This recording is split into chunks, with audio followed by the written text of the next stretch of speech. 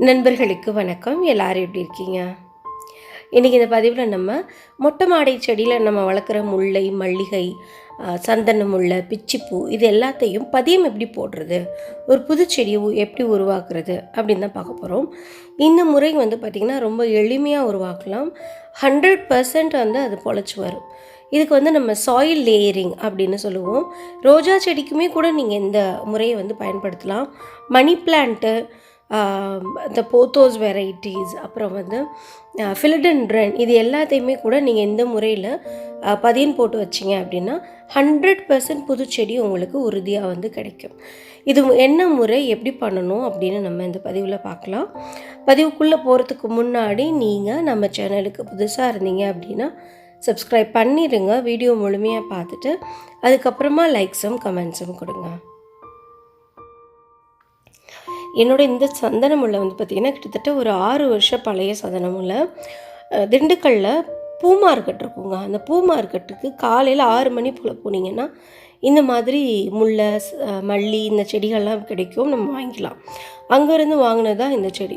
So இப்போது நான் இன்னொரு தடவை ஊருக்கு போய் அதை வாங்கிட்டுலாம் வர முடியாது. அதனால் நானே பதியம் போட்டு 2-3 செடி உருவாக்கி நம்ம வச்சுக்கலாம் அப்படின்னு யோசிச்சுட்ருக்கேன். ஸோ இதுக்கு நம்ம என்ன பண்ணணும் அப்படின்னா, நல்ல பூத்துக்கிட்டு இருக்க ஒரு தண்டை சூஸ் பண்ணிக்கலாம். இப்போ எல்லா தண்டோட நுனியிலையுமே பார்த்திங்கன்னா பூக்கள் இருக்குது. பூக்கள் இல்லாத அந்த பிரான்ச்சை நம்ம சூஸ் பண்ண வேண்டாம்.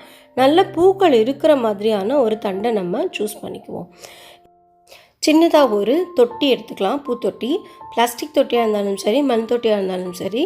அதில் நம்ம 25% கோகோபீட், 25% சாண்டு, 25% கார்டன் சாயில், 25% தொழு உரம், இல்லாட்டினா வெர்மி கம்போஸ்ட், இது 4ஐயும் கலந்து நம்ம ஃபில் பண்ணி வச்சுக்கலாம்.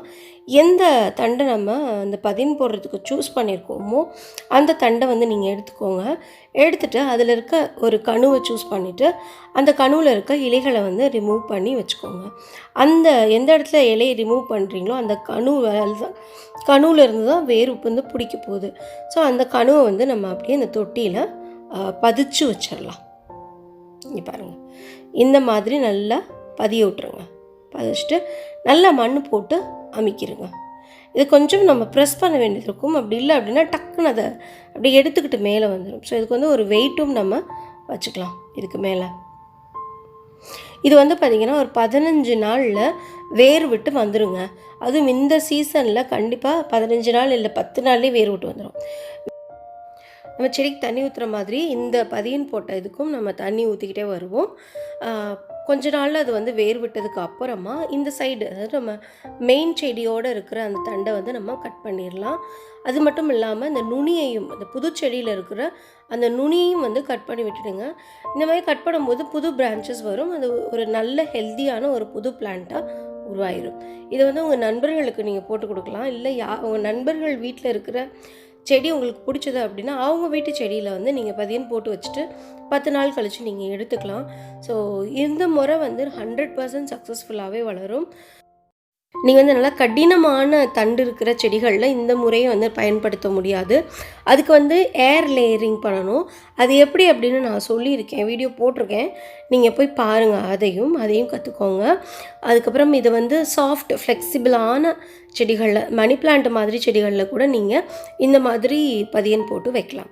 இந்த பதிவு உங்களுக்கு பயனுள்ளதாக இருந்தது அப்படின்னா கீழே எனக்கு கமெண்ட் செக்ஷனில் சொல்லுங்கள். லைக் பண்ணுங்கள், ஷேர் பண்ணுங்கள். தேங்க்யூ. God plus.